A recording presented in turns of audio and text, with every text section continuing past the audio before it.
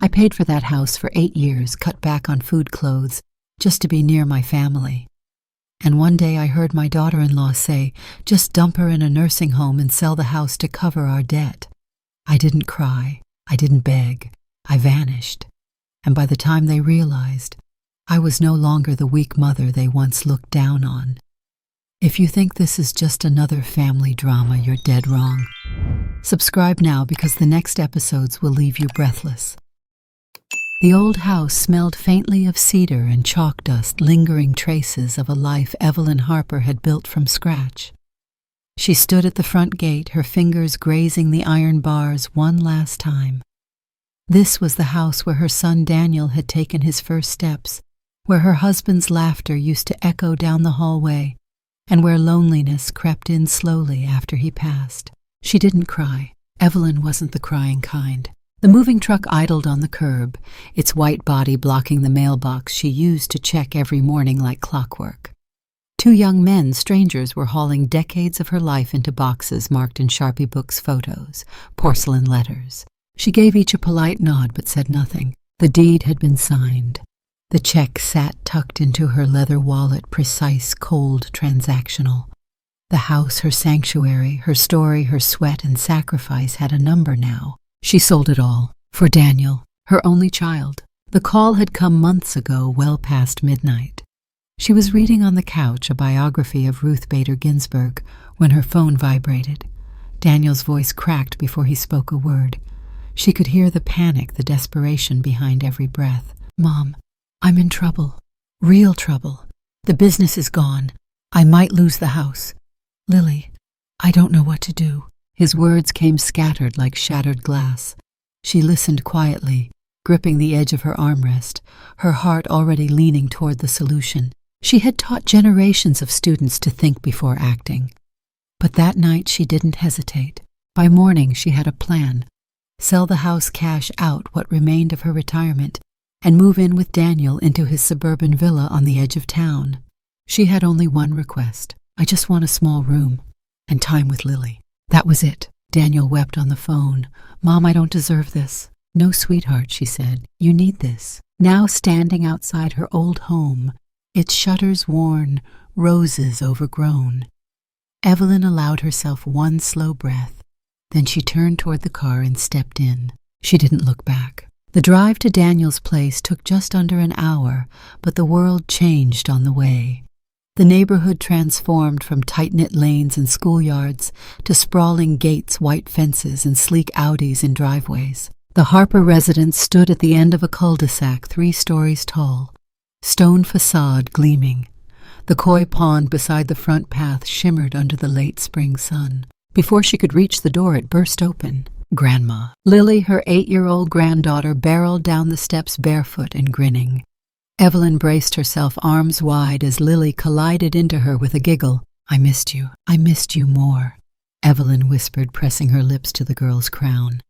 The scent of coconut shampoo and childhood flooded her senses. From behind the doorway, Daniel appeared tired, thinner than she remembered, but smiling. "Welcome home, Mom." Home. Evelyn stepped inside. The house was pristine, modern, expensive. Marble floors, sun-drenched windows, a chandelier like a crystal web above the foyer. It smelled like lavender and lemon polish. Vanessa, Daniel's second wife, approached from the kitchen. Blonde, sharp-cheeked in heels, even indoors, she offered a cool smile. "Hi, Evelyn. We've set up your room in the back wing, fresh linens, and I added a small orchid. I hope that's okay." "Thank you, Vanessa. That's very kind." Their hug was polite, distant. Vanessa gestured. "Let me show you." They passed by designer furniture Evelyn didn't recognize through wide hallways, hung with abstract art.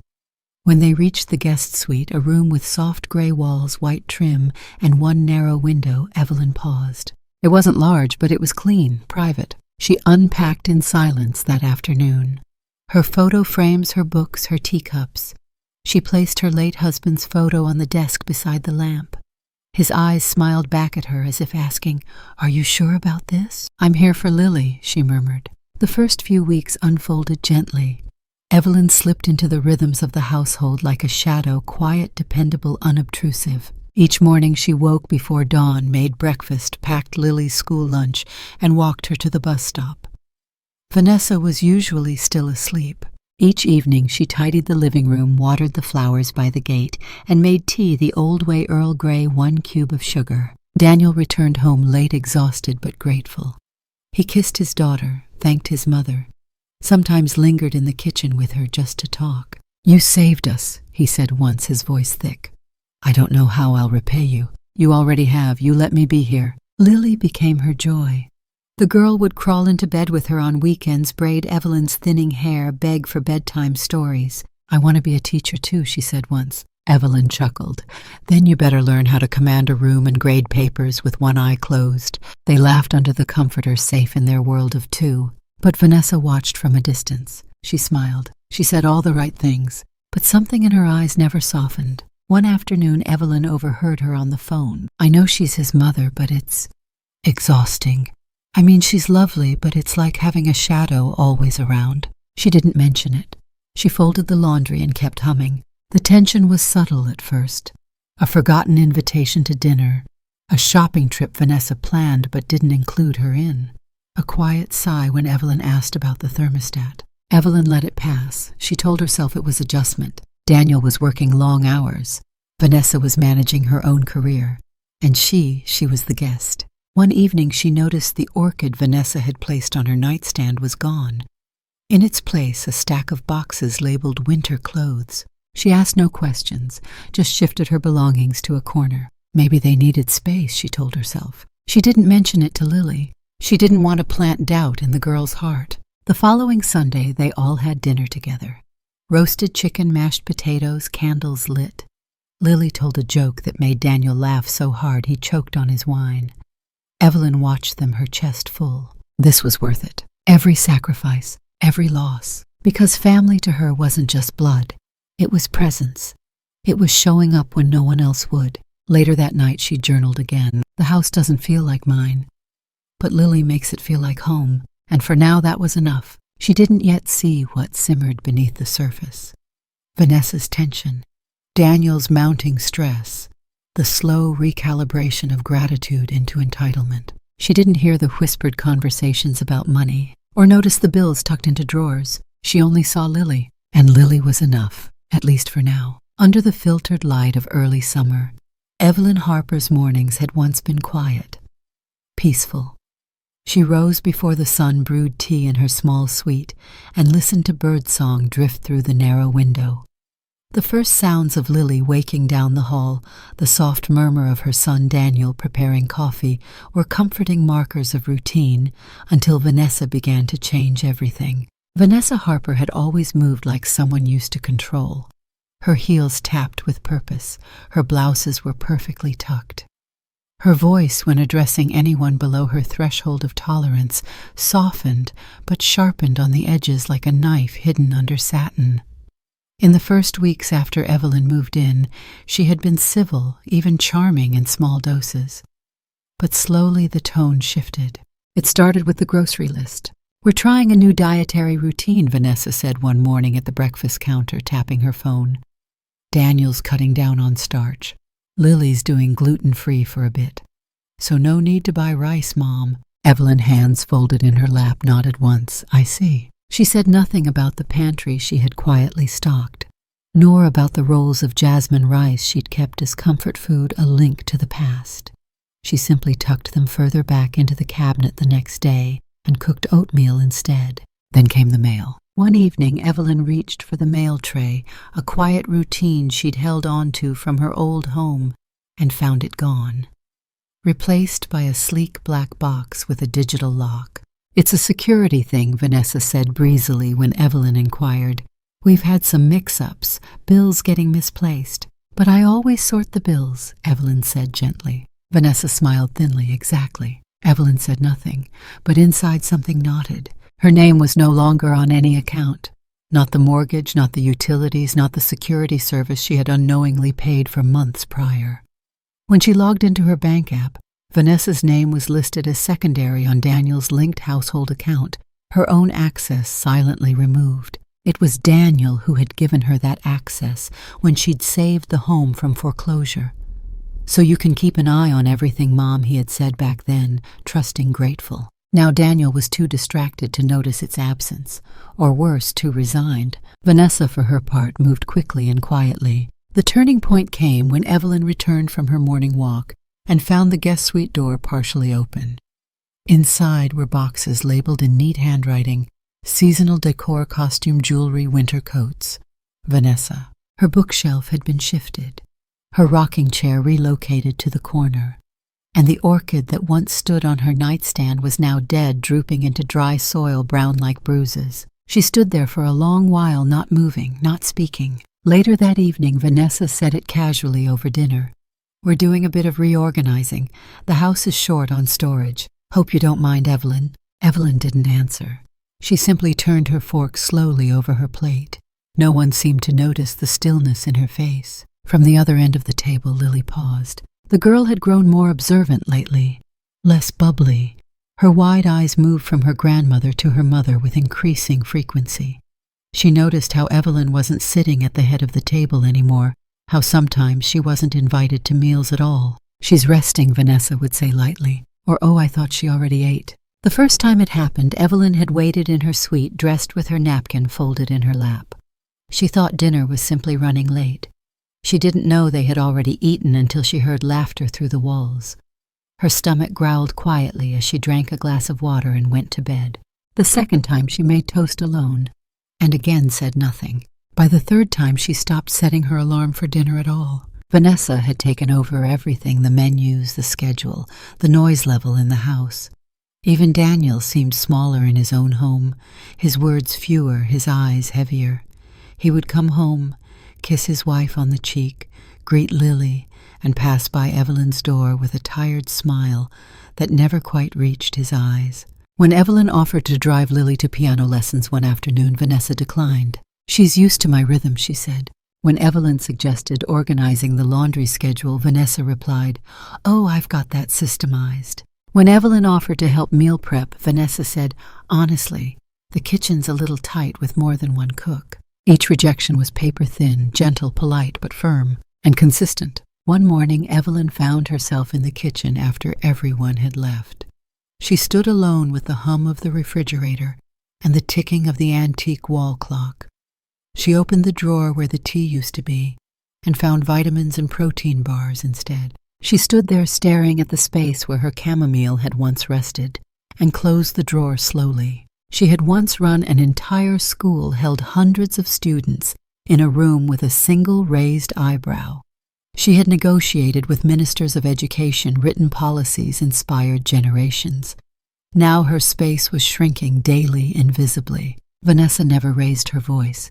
That was her power. She didn't need to. She simply arranged the world until Evelyn no longer had a place in it. One Friday afternoon, Evelyn returned from the grocery store with a bag of items, vegetables on discount, a tray of pork ribs Lily loved, and her own favorite tea.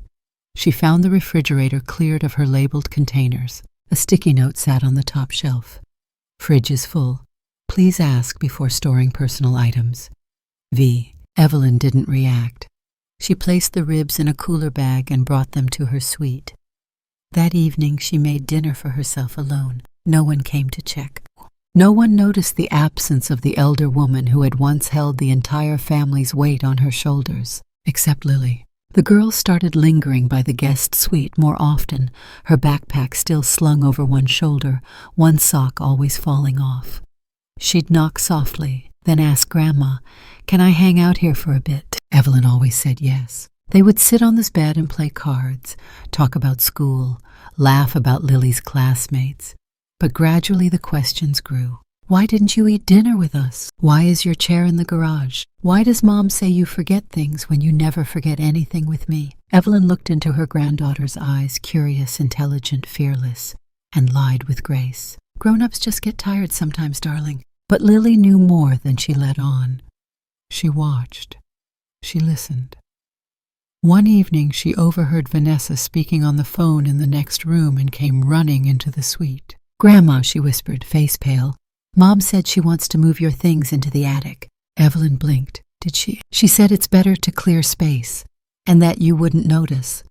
But I heard it, I swear." Evelyn nodded once slowly, then pulled Lily onto the bed beside her. Sometimes, she said carefully, people rearrange things because they think it will give them control. But space isn't only measured in furniture, Lily. It's measured in love. The child looked at her confused but comforted. She didn't understand all of it, but she trusted the calm in her grandmother's voice. Later that night, Evelyn stood in her suite and looked around. A chair gone, a lamp replaced, a side table now used for storage. Her world was disappearing in inches, quietly, like sand slipping under a door. And no one, not even Daniel, seemed to notice. Not yet, but Lily did. And that was the first sign that Evelyn wasn't entirely alone. Even shadows notice when light begins to dim. And somewhere deep beneath the surface of her silence, something inside Evelyn Harper began to stir. Not grief, not fear. Resolve. Under the hush of midnight, Evelyn Harper sat upright in bed. Her fingers still curled around the spine of a book she hadn't been reading for the last half hour. The house was asleep, or at least pretending to be. From her narrow window she could see the silver outline of the backyard pond, glistening under the moonlight, unmoved by the silence inside. Her door creaked open, not loud, not urgent, just enough to stir the still air. "Grandma," the voice was small. "Lily." Evelyn turned, her heart softening instantly. "What's wrong, sweetheart?" Lily stepped into the room barefoot, her pajama sleeves too long swallowing her tiny hands. But her face, Evelyn could tell, wasn't that of a child frightened by a nightmare. It was something else, sharper. The girl held out her tablet. "I need to show you something, but you can't tell Mom." Evelyn straightened. "Come here." Lily climbed onto the bed, her eyes darting toward the door. Then with a deep breath she pressed play. The audio was muffled at first. The clink of wine glasses, a casual laugh. Then Vanessa's voice, crisp and poised, the way it always was when she was trying to sound like she wasn't being cruel. "We'll say it's a health decision. You know how forgetful she's been, right? Early onset something. We'll let the doctor fill in the blanks, just enough to justify the paperwork." A pause. Another voice, Daniel's, lower, hesitant. "Vanessa, I don't think—" "No one's asking you to lie, Daniel. Just don't argue. Once she's settled into the care home, we sell the house, clear the second mortgage. Everyone wins. She gets looked after. We get our lives back." Silence. Then a laugh. Vanessa again. "And honestly, do you think she'll even notice? She barely leaves that room." The audio stopped. Evelyn's breath didn't. She stared at the screen, at her granddaughter's trembling hands, at the girl's furrowed brow. "I heard them talking when I was supposed to be asleep," Lily said. "I knew they were planning something bad, so I recorded it." Evelyn blinked once, slowly. "You did the right thing." She didn't ask how Lily had learned to do that, or what had possessed her to act, because deep down Evelyn knew when children grow up in houses full of carefully hidden cruelty, they learn how to read danger like adults. She reached for the tablet and saved the audio to her own phone, quietly, deliberately. "Don't worry," she said gently. "Grandma's got it from here." Lily threw her arms around her. "I don't want them to send you away." "They won't." Evelyn kissed her forehead. "I promise." They sat in silence for a long moment. No tears, no panic, just stillness. Lily eventually fell asleep in her arms. Evelyn lay there staring at the ceiling, the sound of Vanessa's voice looping in her mind. Care home, sell the house, clear the debt. So that was it. It wasn't enough to erase her presence from dinner tables, from hallways, from shared decisions. Now they wanted her gone entirely, tucked away somewhere sterile, somewhere silent, so they could liquidate what remained of her sacrifice. But Evelyn didn't react that night. She didn't storm down the hall shouting, didn't wake Daniel with accusations or confront Vanessa with the truth. She didn't scream. Instead, she tucked Lily into the bed beside her and pulled the blanket up to the girl's chin. Then Evelyn turned off the light and closed her eyes and began to think. It was the first time in months, maybe years, that her mind felt sharp, focused, clean. She thought of her late husband, of the way he used to calculate compound interest in his head, how he'd warned her gently, "Don't let love turn you into a doormat." She thought of the years she'd spent teaching civics and ethics, instilling in students the difference between legal rights and moral ones. She thought of all the signatures she'd made on all the checks, all the deeds, all the transfers. And then she thought about Vanessa's voice. "Once she's settled, we sell the house." They had no idea. They thought she had nothing left, that she was floating on their generosity. that the money was theirs by default. But Evelyn Harper was no fool. By morning she had a list. Step 1. Find the right lawyer. Quiet, strategic, discreet. Someone who didn't blink at the word trust fund or flinch at the prospect of family backlash. Step 2. Gather proof. Not just the audio, but documentation.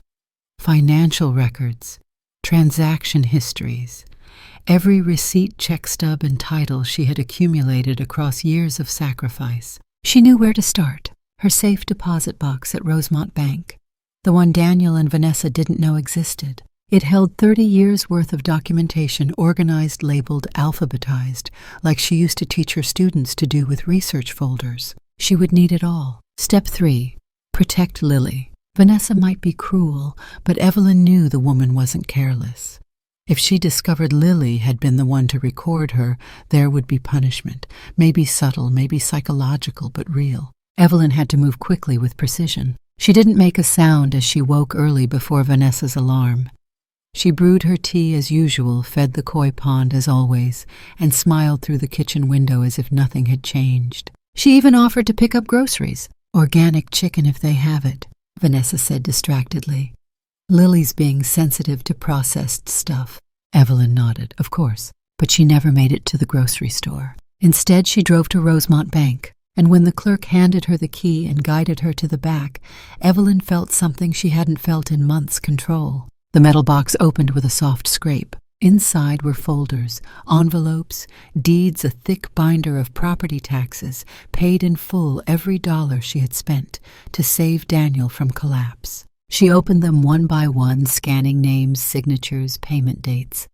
Her name, her money, her sacrifice. She organized a new folder right there at the desk: control documents, labeled in bold, clipped shut, and sealed. She made 3 copies. One for the trust lawyer, one for safekeeping, one for Daniel if it came to that. She left the bank without a word, placed the folder in her canvas bag, and drove straight to a quiet little law office across town. The receptionist smiled. "Mrs. Harper, we've been expecting you." The lawyer, Mr. Aldridge, rose from behind his desk, soft-spoken but firm, the kind of man who used silence like punctuation. "What can I help you secure today?" Evelyn's voice was steady. "Everything." And so began her quiet war. She made no waves at home.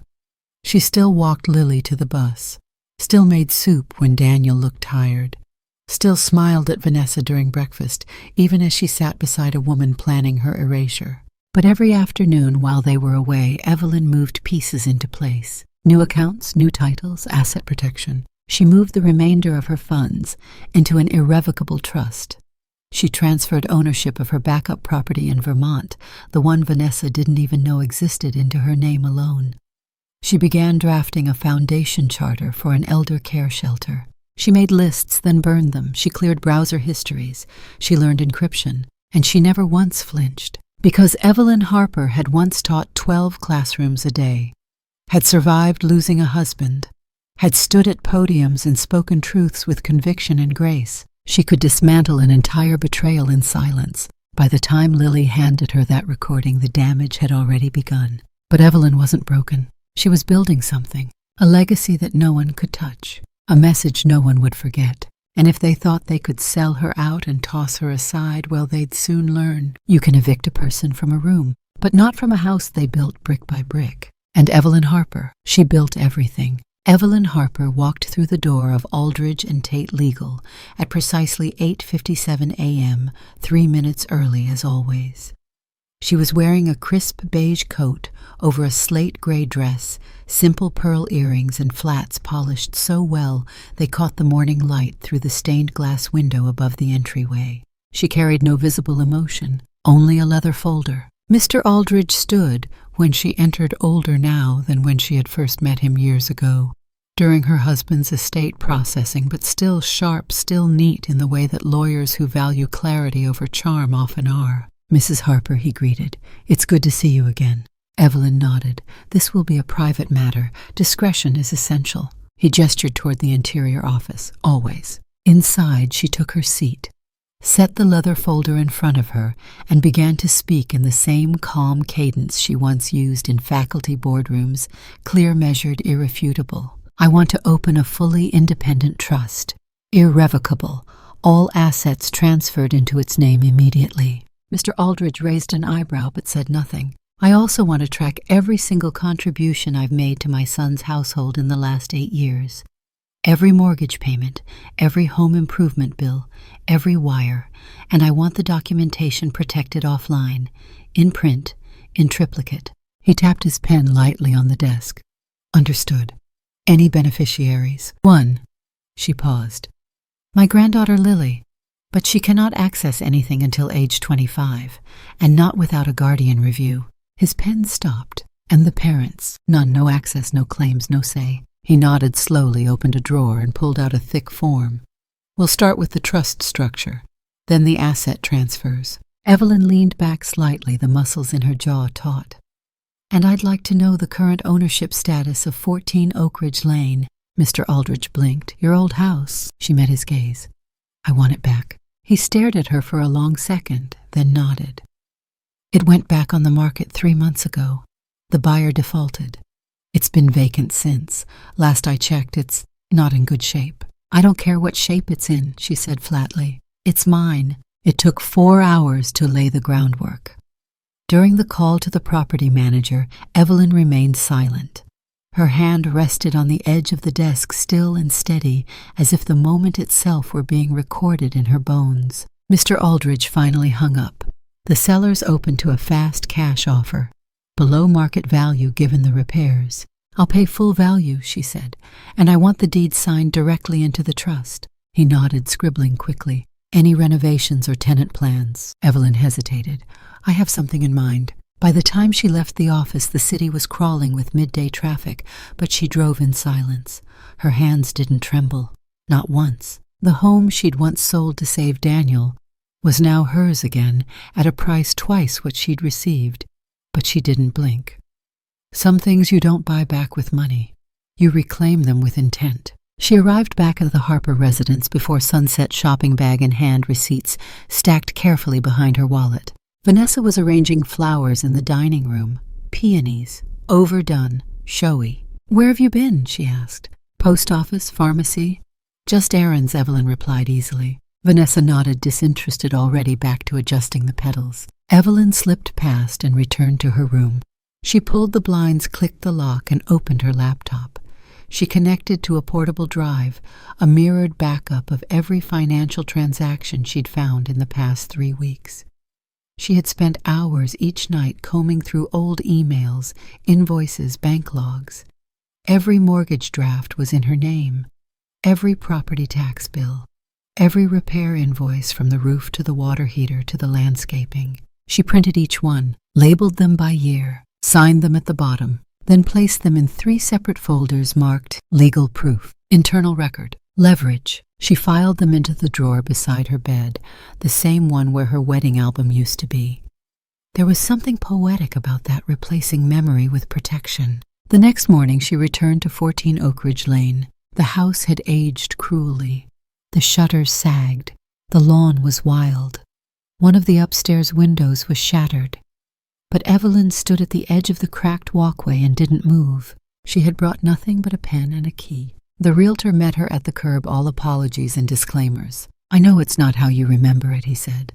But we've had 3 deals fall through already. I'm not here to remember, she replied. I'm here to reclaim. Inside the dust hit her first. Then the silence. The house didn't smell like home anymore. It smelled like rot and regret. But she walked through every room. Hand on the railing she once polished, eyes on the wallpaper she had chosen with her late husband. And when she reached the kitchen, the same one where Daniel had spilled spaghetti sauce all over the new linoleum when he was 6, her shoulders dropped just a little. Not in defeat, in belonging. I'll take it, she said simply. The paperwork was signed within 48 hours, full payment wired, no mortgage, no co-signer. Ownership absolute. She didn't tell Daniel. She didn't tell Vanessa. Back at the Harper residence, Evelyn continued her days as usual. Silent, efficient, invisible. Vanessa, emboldened by quiet, became even more dismissive. She began placing her handbag on the armrest of Evelyn's favorite chair. She redirected the cleaner away from Evelyn's suite. She began forgetting to include Evelyn in family updates, Lily's school forms, Daniel's doctor appointments. Daniel, lost in work and financial anxiety, barely noticed. He was unraveling in his own way, quiet, withdrawn, thinner. But he said nothing. He was used to assuming Evelyn would fix things. That assumption was now a myth. Evelyn knew it, and soon so would they. Each night she returned to her room, opened her laptop, and mapped out the final steps of her plan. Renovation permits for Oak Ridge Lane, trust paperwork notarized, a charter application for a new nonprofit Sunrise Haven, a foundation for elderly women cast aside by their families. Her mission was no longer just about freedom. It was about purpose, about telling the world in the quiet way that only a betrayed woman can. I am still here, and I will not fade. Not for you, not for anyone. The house that was once used to erase her, she would now use to build something enduring. Something that made its own echo, and no one, not Vanessa, not even Daniel, had the faintest clue. Let them continue their performance, because soon the spotlight would shift, and Evelyn Harper would no longer be the quiet figure in the corner. She would be the storm they never saw coming. It began with the card. Vanessa Harper stood at the register of La Roche Boutique, her manicured fingers hovering over a pale blue scarf draped across her arm. The clerk had just finished scanning when the transaction stalled. "I'm sorry, ma'am," the woman said, trying to remain polite. "It's been declined." Vanessa blinked. "Excuse me." The clerk smiled again, nervous now.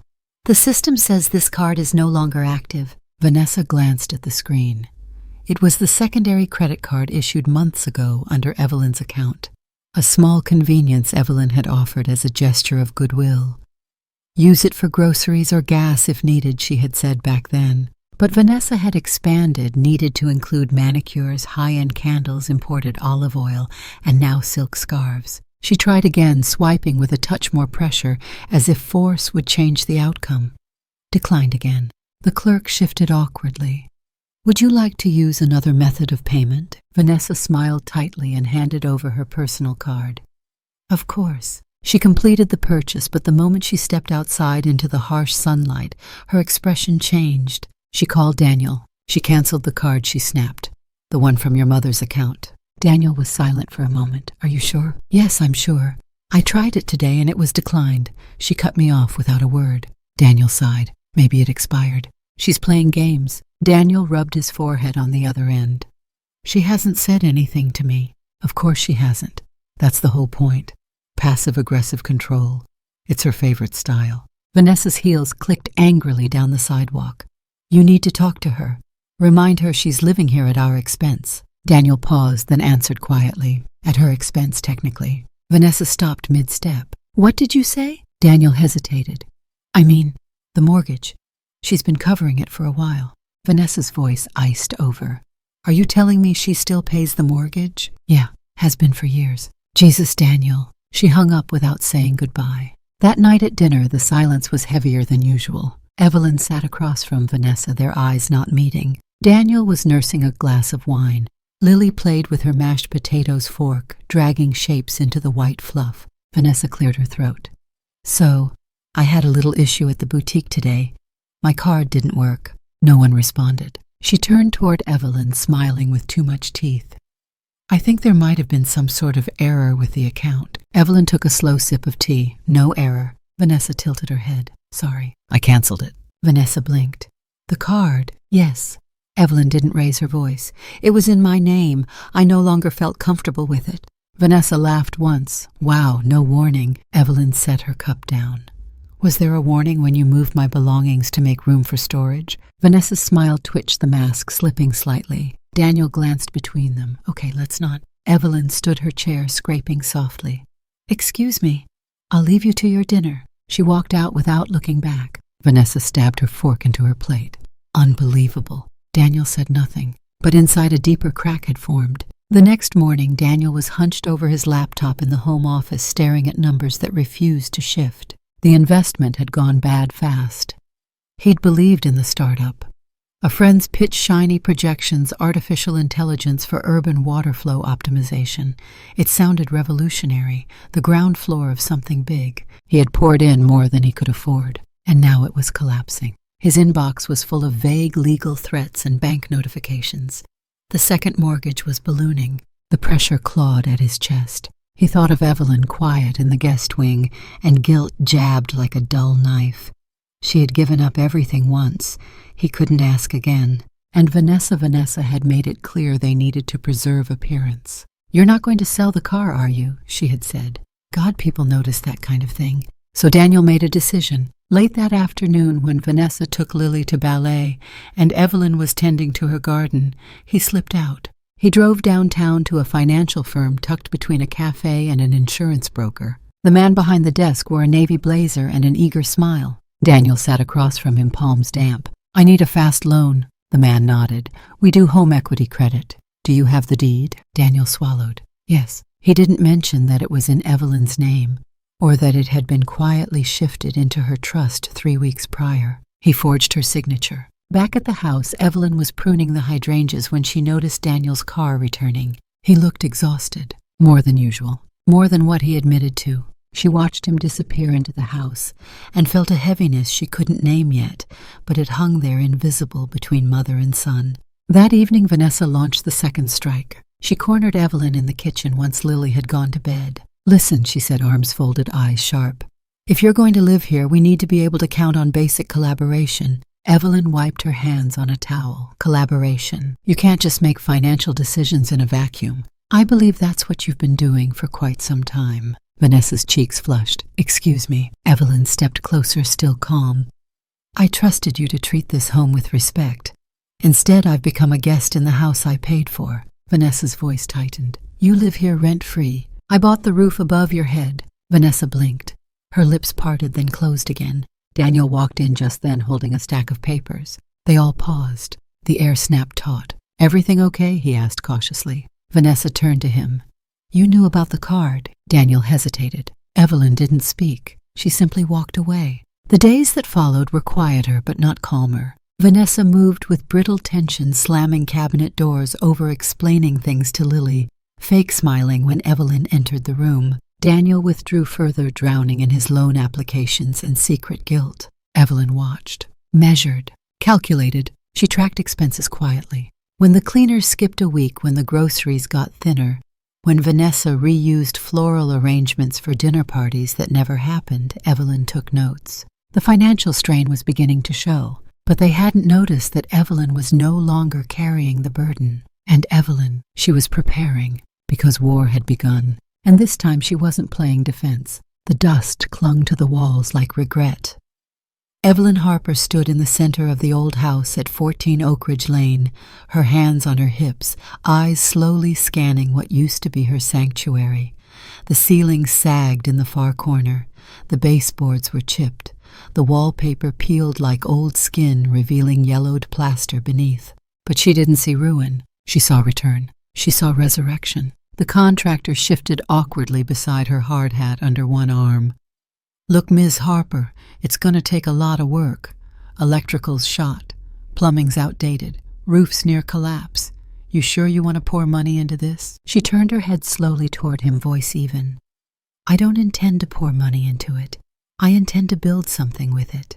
He nodded, skeptical, but didn't argue. There was something in the way she stood, chin slightly lifted, hands unshaking, that kept him from challenging her authority. She pulled a thick manila envelope from her handbag, handed it over. "That's the deposit. Permits are already filed. I want the front porch rebuilt, the foundation reinforced, and the upstairs bedrooms restored. No shortcuts, no delays." The man blinked at the envelope's weight, then looked back at her. "We'll get started Monday." Evelyn nodded once. "Good, and I want the sign removed." He glanced at the warped "for sale" sign, half buried in dead grass. "That chapter's over," she said. Back at the Harper house, no one noticed she was gone for hours at a time. Daniel was buried in meetings and mounting anxiety. Vanessa floated through the halls, rehearsing for a life she couldn't afford. And Evelyn, she moved like smoke, unseen, unbothered, unavoidable. She made no announcements, no warnings, only steps. Each morning she reviewed blueprints with her contractor. Each afternoon she visited City Hall, requesting zoning approvals, nonprofit registration documents, and tax exemption guidelines. She met with social workers, elder rights attorneys, and retired nurses. She took notes. She asked the right questions. She listened. Every evening she returned to the guest suite, carefully locking the door behind her.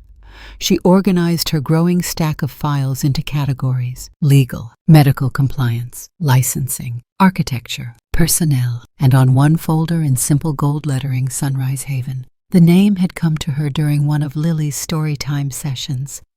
The little girl had crawled into bed beside her, whispering, "I love when the sun first comes in through your window. It feels like a hug." A home should feel like that, Evelyn thought, even if the world has thrown you away. Sunrise Haven would be a residential center, but not just that. It would be a shelter for women like her mother's, widows, forgotten grandmothers discarded once their usefulness expired, women silenced by guilt, loyalty, obligation. She envisioned the bedroom small but dignified, with pastel curtains and hand-woven quilts, communal gardens in the back stocked with herbs and lilies, a tea room with armchairs in every corner, piano music on Sunday afternoons. But above all, freedom. No one would be humiliated there. No one would be dead weight. The paperwork for the nonprofit took 3 weeks to finalize. During that time, Evelyn secured private donations from 3 retired former colleagues who trusted her name, her cause, and her precision. They didn't ask many questions. One of them simply said, "If anyone can do it, it's you." She created a foundation board herself as president, a retired nurse as director of care, and a former counselor who specialized in elder abandonment cases as program director. The mission statement read, "Sunrise Haven exists to honor the women who gave their lives to others and now deserve a life of their own." By the 4th week, 14 Oak Ridge Lane looked transformed. The new roof gleamed in the sunlight. The walls had been repainted a gentle, airy cream. New double-pane windows stood where broken glass once clung. The backyard had been tilled, prepped for garden beds. A wheelchair ramp curved gracefully along the porch. But Evelyn never brought Lily to see it, not yet. Vanessa might have noticed her grandmother's absence if she'd cared. But by then, Evelyn had become just another quiet feature of the house, like an unused lamp, present but dim. Daniel did notice something, though. His mother no longer lingered in the kitchen after breakfast, no longer asked about the bills, no longer sat waiting for dinner or offered to help Lily with homework. He couldn't explain it, but it unnerved him. Evelyn had always filled the spaces between their lives. Now those spaces felt empty. And yet every time he passed her suite door, there was light glowing beneath it. Sometimes the sound of a quiet printer, sometimes a second voice on speakerphone, formal, professional. But he never asked. He was too buried in shame. He had forged her name, taken a loan he couldn't afford, and he feared what might happen if she discovered it. On a cold Thursday morning, Evelyn walked into the office of the Department of Health and Human Services and submitted her final application packet for residential licensure. The clerk blinked at the packet. "You're starting a care facility." "A transitional home," Evelyn corrected. "For who?" "For women like me." The clerk smiled politely, unsure how to respond. But Evelyn didn't linger. By the time she returned to Oak Ridge Lane that evening, the contractor was waiting at the porch with a question. "Ms. Harper," he said, pulling out a sketch. "We were thinking, what if we knock out this wall and make the dining room open into the sunroom? Could fit a longer table that way. More guests." Evelyn paused, thoughtful, then nodded. "Do it." As she stood there gazing up at the clean lines of her reclaimed house, a breeze stirred the newly planted cherry blossoms. She didn't smile, but inside her chest something warm uncurled. She was no longer waiting to be respected. She was building a space where respect was inherent. One evening, as Lily was finishing her homework at the dining room table, she looked up and asked Grandma, "Are you okay?" Evelyn looked up from her tea. "Of course, darling. Why do you ask?" Lily shrugged. "You don't talk much anymore." Evelyn closed her book. Sometimes the loudest work is done in silence. Lily tilted her head, like a whisper in a storm. Evelyn blinked, then smiled. "Exactly like that." The next morning, Vanessa stood in the hallway, sorting through a stack of unopened mail, when she noticed something strange. A thin envelope addressed to Evelyn Harper, founder and executive director. Her brow furrowed. She flipped it over. No return address. She held it up to the light, tried to peek inside. Before she could tear it open, Evelyn appeared. "I'll take that." Vanessa turned sharply, startled. "Oh, I didn't know you had a business mail." Evelyn took the envelope with a nod. You don't know many things. Vanessa blinked defensive. Well, excuse me. Evelyn's voice stayed steady. Excused. She turned and walked away. Vanessa stood frozen, the words echoing after her. She felt something shift that day. A current under the surface, like the tide pulling out before a tsunami. That night, Evelyn opened the envelope alone in her suite. It contained the final approval document. Sunrise Haven was now officially registered, legally recognized, and fully operational. She looked around her small room, once a retreat, now a cocoon she would soon leave behind. She folded the letter carefully, placed it inside the Sunrise Haven folder, and locked the drawer. Everything was in place. Soon it would all unfold, and no one in the Harper household would see it coming, because they hadn't bothered to look at the woman in front of them. They thought she was finished. They thought silence was surrender. But Evelyn Harper had merely been clearing her throat, and the speech she was about to give would echo. It began with a red envelope. Vanessa Harper opened the mailbox expecting a catalog or another overpriced party invitation. Instead, her manicured fingers froze on a thick notice from the bank, the type with heavy paper and embossed return addresses, never a good sign. She tore it open in the driveway, heart beginning to pulse before her eyes even reached the second line. Notice of default. Foreclosure proceedings pending. Vanessa stood there, knees suddenly hollow. The world tilted around her even as the koi pond bubbled peacefully beside the walkway, like it hadn't just detonated her life. She ran inside the door, slamming behind her. Daniel. He was at the kitchen island, hunched over spreadsheets and bills, like a man praying at a dying altar. His eyes flicked up and immediately registered her panic. What? She slapped the notice down in front of him. Care to explain why the hell we're getting foreclosure warnings? Daniel's face drained of color. What is this? Don't play dumb, she snapped. This says we've missed 3 mortgage payments. He fumbled through the pages, panic sweeping across his features in a flood. No, Mom was covering the payments. She always has. Well, apparently she isn't anymore. For a moment there was silence. Just the buzz of the refrigerator and the sound of Vanessa's shallow breathing. Then Daniel's voice rose like a wave. Mom, he shouted, pushing back from the stool. Mom. Evelyn Harper emerged from the hallway, slowly, hands wiped clean of garden soil, face serene. She looked at her son, then at the crumpled paper in his shaking hand. We just got a foreclosure notice, he said, barely containing the quake in his throat. Did you forget to pay? Evelyn's eyes lingered on him for a long moment. Then she stepped forward and gently placed a single piece of paper on the countertop beside the notice. No words, no explanation. Vanessa snatched it up. Handwritten, clean cursive, no frills. This is your house, Daniel. I am only a guest. Daniel stared at the page as if it were written in fire. You can't be serious. Evelyn didn't flinch. He slammed a palm on the marble surface. Mom, you've been paying this mortgage for 8 years. You don't get to just stop. Evelyn's voice was soft. I already did. Vanessa laughed, high-pitched and cutting. You're doing this now, in the middle of everything, out of nowhere. I've been warning you for months, Evelyn replied. You just never listened. Daniel's face contorted with disbelief. We depended on you. I know, she said. That was the problem. He paced, hands gripping his scalp. Why would you do this to us? Why now? Evelyn tilted her head. I didn't do this to you. I stopped doing it for you. Vanessa interjected, venom lacing her tone. You're punishing us. No, Evelyn said simply. I'm liberating myself. She turned and walked out of the kitchen. Daniel followed her. We can't pay this alone. Vanessa's business is barely afloat. I'm already drowning from that loan.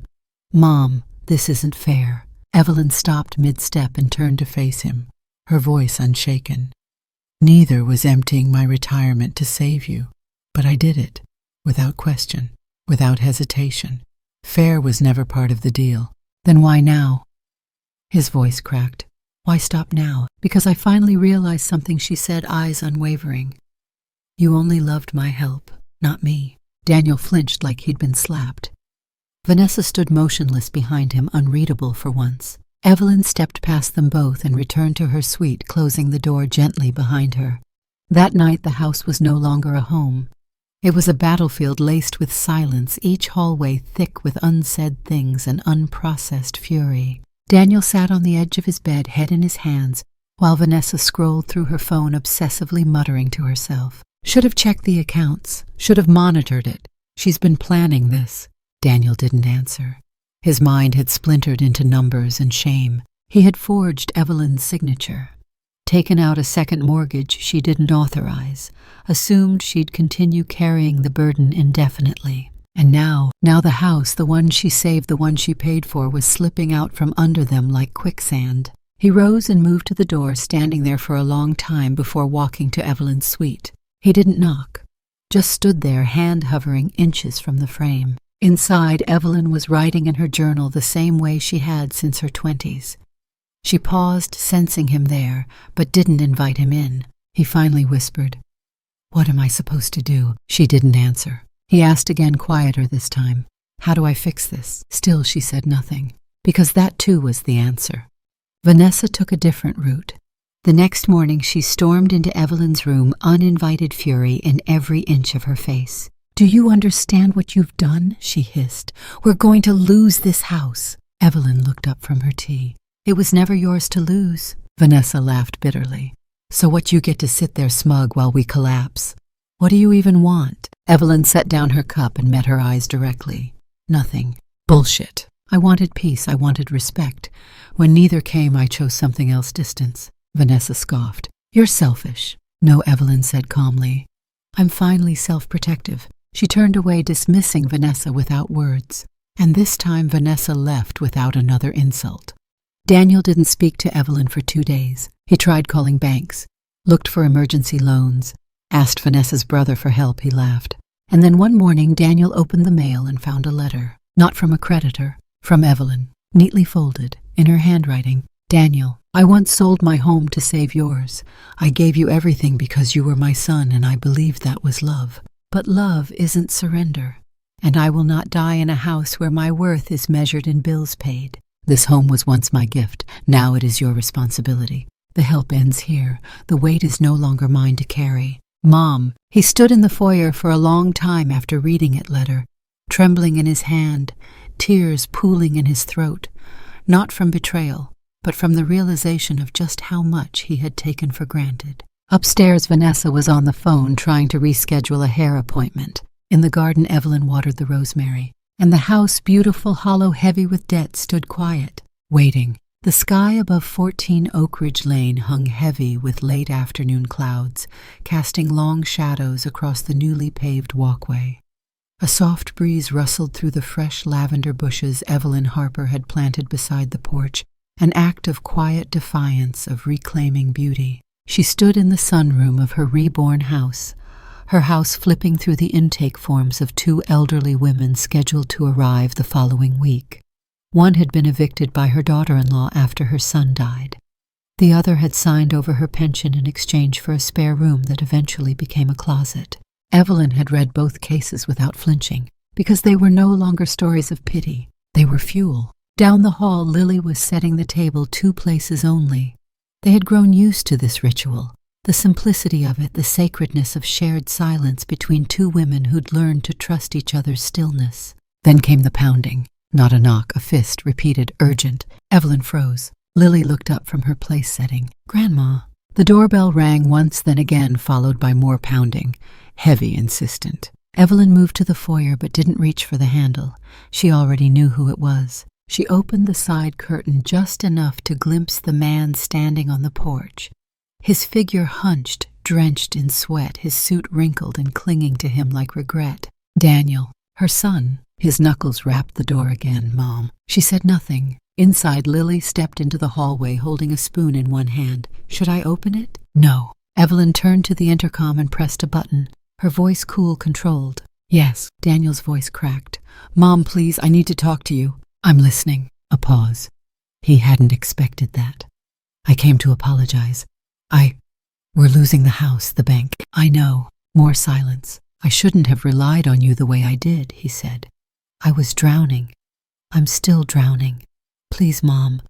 I don't know what else to do." Evelyn inhaled once, then pressed the button again. "You once told your wife I was dead weight." His breath caught. "Mom," she continued, "that I was a relic, a burden, a ghost with a checkbook. That was Vanessa. You didn't stop her." He exhaled, broken. "No, I didn't." Evelyn looked at the door as if it were glass, as if she could see straight through it. "Then learn," she said. You called me a weight. Now feel the absence of it. I'm begging you." "No," she said simply. "You're finally standing alone, as you should have years ago." And with that she pressed another button, disconnect. Outside, Daniel stared at the door, blinking hard. Behind him, the security guard stepped forward, arms crossed. "She won't open," the guard said softly. "I was told to say this if you came. This is no longer your shelter. It's her sanctuary." Daniel's eyes flickered, desperate. "I'm her son," he whispered. "She knows." Daniel staggered back a step, throat dry, heart pounding like it might break open. He turned away slowly, shoulders sagging, and began the long walk down the path. His steps were uneven, like a man who had finally felt the weight he had cast onto someone else. That evening, Lily stood at the window watching as his figure disappeared down the street. She didn't speak for a while, neither did Evelyn. Finally, Lily whispered, "You were right." Evelyn turned to her. "He didn't come for you," Lily said. "He came for help." Evelyn stepped closer, resting a hand on her granddaughter's shoulder. "Sometimes pain clarifies the truth." Lily bit her lip. "I don't want to go back there." "You don't have to. I want to stay here." Evelyn's breath hitched just for a moment. "Sweetheart, this isn't a decision to take lightly. I've already decided." Lily's voice was steady. "I packed a bag. It's under the bed." Evelyn blinked, stunned. "You knew he'd come." Lily nodded. There was no drama in her eyes, only quiet resolve. "I love Dad, but I can't live in a place where I'm told to ignore what I see. I want to live with someone who says what they mean."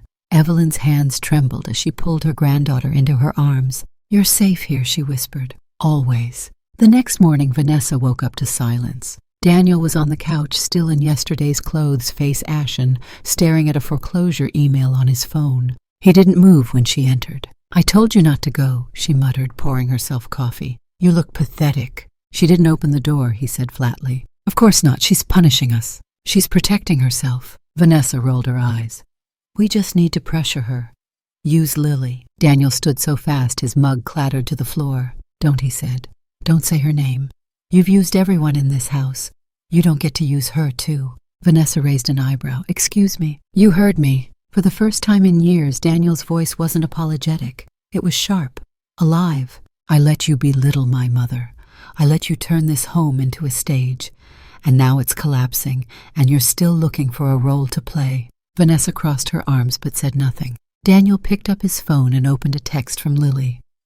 3 words. "I'm staying here." With a photo attached, Lily and Evelyn sitting on the porch at 14 Oak Ridge, holding mugs of tea, barefoot, smiling. Daniel's eyes welled, but not from loss, from clarity. He handed Vanessa the phone. "It's over." Vanessa stared at the screen, her mouth tightened. "You don't walk away from me." But Daniel had already turned, not toward the door, toward something he hadn't seen in years, himself. Back at Sunrise Haven, Evelyn stood in the garden pruning the rose bushes, the sun warm on her back.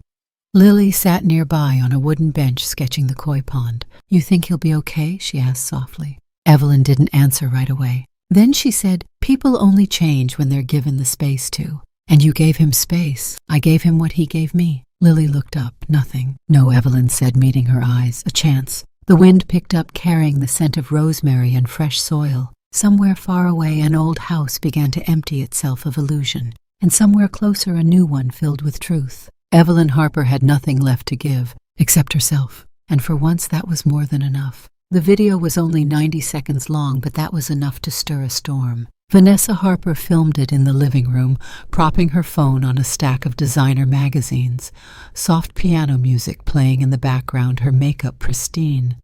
The camera framed her at just the right angle, grieving, but composed, wronged, but dignified. "My name is Vanessa Harper," she began, voice trembling. "And today I'm speaking not as a businesswoman or a wife, but as a daughter-in-law." She sniffed, paused, let her voice crack just slightly. "For 8 years, my husband and I welcomed his elderly mother into our home. We cared for her. We loved her. We supported her through everything, emotionally, financially." A beat. The camera caught the shimmer in her eyes. "But recently, without a word, she abandoned us, abandoned her granddaughter, left in the middle of the night and cut off all communication. We don't know why. We're devastated. She refuses to speak to her own son." She looked straight at the lens now. "She was everything to us. We treated her like royalty. But now, I don't even know where she is." I just hope she's okay. Please, if anyone sees her, let her know she's loved. Click. Post. She attached a filtered photo of Evelyn at Daniel's last birthday dinner, smiling gently holding Lily's hand, and captioned it, "Our family is broken. Please help us bring Mom home. #missing mother. Family first." By morning, the video had spread like wildfire. Social media lapped it up like morning coffee. Comments poured in, mostly sympathy. "This is heartbreaking. What kind of mother just leaves? Prayers for your family." A few called her brave. A handful offered leads. One local group reshared it with a banner, "Let's find this missing grandmother." Vanessa watched it all unfold from her phone, lounging on the couch with a smug glass of Sauvignon Blanc. But by noon, the narrative cracked. It started with a comment. Just one. From a user named @JessCarrington, writes a small-time local journalist with 3,000 followers and a flair for digging. "Actually, I think I know where she is and why she left." Attached beneath the comment, a screenshot of a legal filing. Sunrise Haven Inc., nonprofit registration, State of New York. Founder Evelyn Harper. Vanessa's name turned ice in trending tags. Jess Carrington wasn't just guessing. She had been working on a human interest story about elder homelessness and had stumbled upon Sunrise Haven during a conversation with a social worker. She reached out to the address listed 14 Oak Ridge Lane. When she called, Evelyn didn't decline the interview. She invited her to tea. That evening, Jess published a 4-minute video on her blog. The screen opened on Evelyn Harper, seated in a sunlit room sipping tea, a plate of lemon shortbread beside her. Her hair was neat, her voice measured, her eyes clear. "I didn't abandon anyone," she said calmly. "I removed myself from a house where I was no longer seen. There's a difference." The screen cut to images of Sunrise Haven fresh-painted walls, smiling elderly women planting herbs, a common room with hand-knit throws. Jess narrated. In her 70s, Evelyn Harper sold the home she built to save her son from financial collapse. She lived with him for nearly a decade, quiet, invisible, until she chose something radical: self-respect. She added a quote now framed in gold across Evelyn's homepage: "Some women age into silence. I chose purpose instead." The post went viral. Within 48 hours, Sunrise Haven was trending. So was "I Stand with Evelyn." Commenters flooded Vanessa's video with new remarks. "Lied to all of us. She's not missing, she's leading. You tried to shame her into submission. Disgusting to twist a narrative for likes." The backlash was swift and merciless. One comment went viral. Vanessa Harper cried on camera for a woman she tried to evict. Now that woman runs a shelter for abandoned mothers. Let that sink in. Vanessa sat frozen on the couch, reading the thread unravel in real time. Her cheeks flushed red-hot as people unearthed more. Old photos resurfaced of her at luxury spas, private wine tastings, yacht events paid for with Evelyn's name on the credit slip. One user dug deeper and found a court record. Daniel Harper active foreclosure notice. "So, she paid the bills and now you're the victim." Brands began quietly pulling their sponsorships from Vanessa's lifestyle blog. A boutique unsubscribed her from PR mailings. A skincare line she once endorsed publicly clarified, "We do not endorse elder abuse or family manipulation." Her Instagram DMs filled with snake emojis. Her latest post, an ad for essential oils, had over 8,000 comments. None were about skincare. Daniel tried to stay offline, but even his colleagues sent him links. One morning, his assistant walked into his office, hesitant. "You're trending, sir." He opened the tab. There was a photo of Evelyn and Lily in the garden of Sunrise Haven. Below it, "From guilt to grace. How one grandmother chose dignity over debt." He closed the laptop slowly. The next call he made wasn't to the bank. It was to his mother. He didn't leave a voicemail. He didn't need to. At Sunrise Haven, Evelyn watched the unfolding media storm with polite detachment. She hadn't planned on public recognition. She hadn't planned on anything really beyond peace. But when she saw Lily show the article on her iPad to another resident, both giggling softly over tea, she allowed herself a brief smile. Not pride. Relief. Her silence had been interpreted so many ways. Now finally her voice had surfaced. And this time no one else got to speak over her. Later that week, a news crew arrived at the gate of the Harper home. Vanessa peered through the blinds as the reporter stood smiling, mic in hand.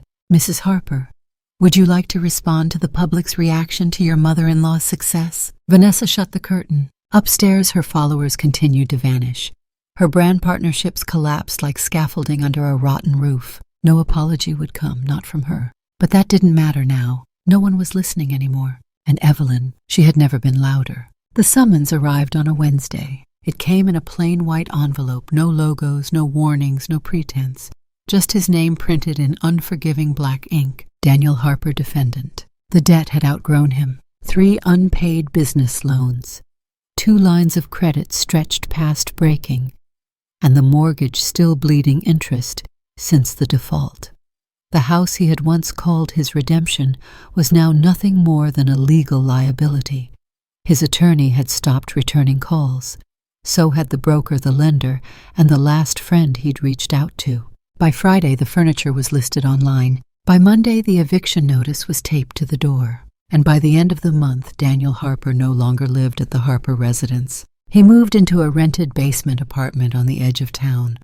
The ceiling leaked. The neighbors fought. The landlord never fixed the heater. He slept on a mattress on the floor, his once pristine suits shoved into a cardboard wardrobe box he didn't have the energy to unpack. There were no calls from Vanessa. She had left quietly weeks ago, packed her skincare, her laptop, and her rage, and disappeared into the Florida influencer circuit, rebranding herself as a wellness nomad. No one followed. Daniel stood in the dark now most nights, staring at his phone like it owed him something. Apologies. Answers. A way back. But it stayed silent. Just like her. He hadn't spoken to his mother in 6 weeks. And still somehow her voice was louder in his head than ever. That night, the street outside 14 Oak Ridge Lane was quiet. A light rain misted the pavement, casting soft glows from the street lamps onto the wet asphalt. Daniel stood across the road under the veil of a maple tree, staring at the house he had once taken for granted. It looked different now, not newer, not richer, but alive. The windows were lit from within, warm and steady. Potted plants lined the porch, swaying gently in the breeze. Wind chimes hung beside the door, their tones soft like breath. Inside he could see movement shadows behind the curtains, and then the curtains opened slightly, just enough for him to see them. His mother, his daughter, sitting at the dinner table. They were laughing heads bowed together, sharing something private, something safe. A bowl of soup steamed in front of them, fresh bread, 2 mugs of tea. Mugs. Daniel didn't breathe. He watched as Lily leaned across the table to show Evelyn something on a piece of paper. A drawing. A school assignment. It didn't matter. Evelyn smiled, proud and present. She reached out and tucked Lily's hair behind her ear with the gentlest motion in the world. And Daniel, standing outside in the cold, saw what it looked like when love wasn't bought or begged for or manipulated. It just was. He stepped closer, 1 foot on the edge of the driveway. The gravel crunched. Inside, Evelyn looked up. She saw him, their eyes locked through the window pane. For a moment, no more than a heartbeat, he thought she might rise, that she might come to the door open, it hold him the way she used to after a scraped knee or a schoolyard fight. But she didn't move. She didn't look away. She just watched, steady, unflinching. And Daniel realized something bone-deep and brutal. Forgiveness is not an open door. Sometimes it's a boundary. A line drawn not out of cruelty but survival. She turned away. Lily didn't notice. She kept talking, laughing, refilling her water glass. Evelyn smiled at something she said, reaching across the table. Daniel stepped back, out of the driveway, back into the shadows. He stood there for another minute, maybe 2, before walking to his car. He didn't start the engine, just sat, hands on the steering wheel, eyes on the rain trailing down the windshield. He had stood before investors, courted clients, worn $1,000 suits and smiled through courtrooms and conferences and loss. But this was the cost. Not the money, not the home, but the view through the window and the quiet refusal that said, "You may still be my son, but you no longer have access to me." Inside the house, Evelyn sat still for a long moment after Daniel disappeared from view. She knew he had come not for rescue but for relief, and it wasn't hers to give anymore. Across the table, Lily looked up. "Grandma." Evelyn turned back. "Yes, darling." Lily pointed to the paper in front of her. "Does this look like a dog or a dragon?" Evelyn leaned in, pretending to squint. "It looks like a dragon who's trying very hard to be a dog." Lily laughed, and Evelyn joined her. because in that moment she didn't feel like a woman who had turned away her child. She felt like a woman who had protected herself and preserved a future for the one soul who still looked at her like she was enough. The window was closed. The door was locked. But inside, there was warmth. And that warmth, she had earned it, every quiet, costly degree. Sunrise Haven woke slowly in the early light like an old song hummed under one's breath. The kettle sang in the kitchen. Curtains rustled as soft fingers drew them open. The hallway smelled faintly of eucalyptus and baking bread. Somewhere in the rear courtyard a watering can trickled over thyme and mint droplets catching in the morning sun. Evelyn Harper stood at the sink slicing pears into thin, even slivers. She did this every Wednesday for Mrs. Lopez, who had a soft spot for pear preserves and a deep dislike for oatmeal. Across the room, Lily, now growing taller by the week, stood at the counter, organizing pill trays, double-checking the labels with an attention to detail that outpaced her age. "Gran, is this right?" she asked, holding up a bottle. Evelyn looked over. "That's Miss Jones, yes, but have the dosage on Wednesdays. It's in the notes." Lily nodded and adjusted it quickly. The girl had grown steady, strong, not hard but grounded, as if the roots of this place had wrapped around her too. There was something sacred about how the child moved through the rooms, greeting each resident by name, knowing which ones preferred silence and which ones needed laughter, carrying tea like a nurse, listening like a priest. Evelyn watched her from across the kitchen and allowed herself a small breath of pride. They had made something here, not a house, a home.